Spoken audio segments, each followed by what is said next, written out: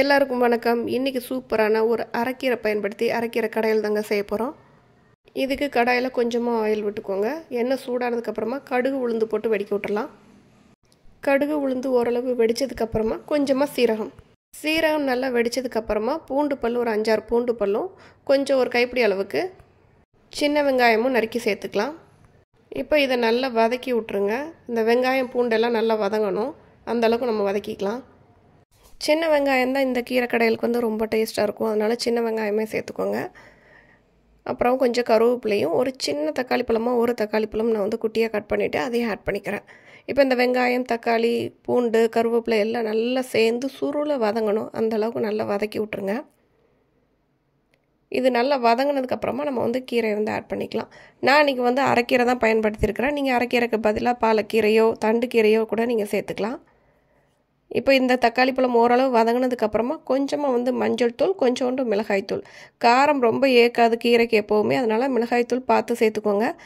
So மிளகாய்த்தூள் அப்புறம் மஞ்சள் தூள் எல்லாம் சேர்த்துட்டு நல்லா வதக்கி விட்டுட்டு இப்போ வந்து சுத்தம் பண்ணி வச்சுருக்கிற கீரையை வந்து சின்னதாக கட் பண்ணிவிட்டு அதையும் ஆட் பண்ணிக்கிறேன். நான் வந்து அரைக்கீரை சேர்த்துக்கிறேன், ஒரு அரைக்கட்டு அளவுக்கு அரைக்கீரையை நான் எடுத்துக்கிறேன். இப்போ அதை நல்லா சேர்த்து முதல்ல இதை நல்லா வதக்கிக்கோங்க. கீரையை வந்து நீங்கள் தண்ணி ஊற்றி வேக வைக்கிறதுக்கு முன்னாடி கொஞ்சம் இந்த வெங்காயம் தக்காளியோடு நல்லா சுருளை வதக்கி இதோட அளவு நல்லா குறைஞ்சி வரும். அந்த கீரை நல்லா வதங்கினதுக்கப்புறம் நீங்கள் வேக வைக்கும்போது ரொம்பவே சீக்கிரமாக வந்து உங்களுக்கு வந்து வெந்துடும். இப்போ பாருங்கள், இந்த அளவுக்கு இருக்குது கீரை. நல்லா வதக்கும் போது நமக்கு நல்லா குறைஞ்சிரும். பாருங்கள், அளவு டக்குன்னு குறைஞ்சிருச்சு. நல்லா சுருளை வதக்கிட்டு அதுக்கப்புறமா இதுக்கு தேவையான தண்ணி சேர்த்துக்கலாம். இந்த கீரையை வந்து நல்லா வதக்கிட்டு வேக வச்சதுக்கப்புறம் நீங்கள் மிக்ஸி ஜாரில் அரைச்சி அப்புறமா கூட நீங்கள் பருப்பு சேர்த்து பண்ணலாம். அது வந்து கூட்டு மாதிரி ஆகிடும். இந்த கடையில் வந்து உங்களுக்கு இப்படியே முழுசாகவே எல்லாமே இருந்தால் தான் கொஞ்சம் நல்லாயிருக்கும். ஸோ அதனால் கீரை இந்த அளவுக்கு பாருங்கள், கீரையில் தண்ணி சேர்க்காமே இந்த அளவுக்கு தண்ணி விட்டுருக்குது. ஸோ இன்னும் கொஞ்சம் தண்ணி ஆட் பண்ணிவிட்டு இது வேகிற அளவுக்கு நம்ம வந்து டைம் கொடுக்கலாம். இந்த தண்ணி நல்லா கொதித்து இது நல்லா வற்றி வரணும், அது வரைக்கும் இது வேகணும்.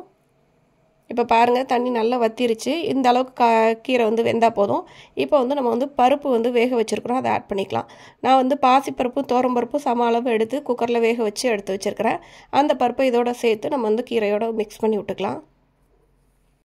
பருப்போட அளவு வந்து உங்களுக்கு கீரையை விட கொஞ்சம் அளவு ஜாஸ்தியாக இருந்தால் தான் டேஸ்ட் நல்லாயிருக்கும்.